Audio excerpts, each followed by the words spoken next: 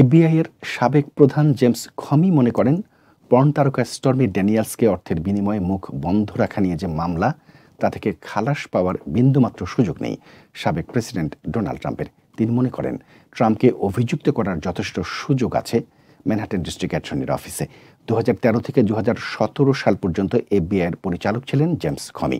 তিনি বলেন, documents, check, phone call, message এবং ট্রাম্পের নিজের ভাষার মতো বিষয়কে একত্রিত করে তথ্য প্রমাণের ভিত্তিতে প্রসিকিউটররা তার বিরুদ্ধে খুবই শক্তিশালী মামলা করেছেন।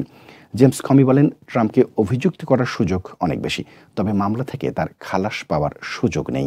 কয়েক সপ্তাহে ভিন্ন ভিন্ন 20 জন সাক্ষীর সাক্ষ্য নেওয়ার পর আপাতত এই মামলা স্থিতি অবস্থায় আছে।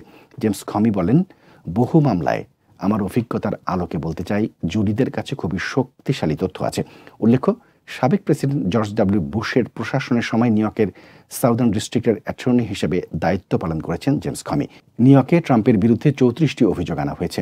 এর মধ্যে তিনি 2016 সালে প্রেসিডেন্ট নির্বাচনের আগে পর্ন তারকা স্টর্মি ড্যানিয়েলসের মুখ বন্ধ করতে নগদ অর্থ দিয়েছিলেন। এই তারকার অভিযোগ, তার সঙ্গে শারীরিক সম্পর্ক স্থাপন করেছিলেন ট্রাম্প।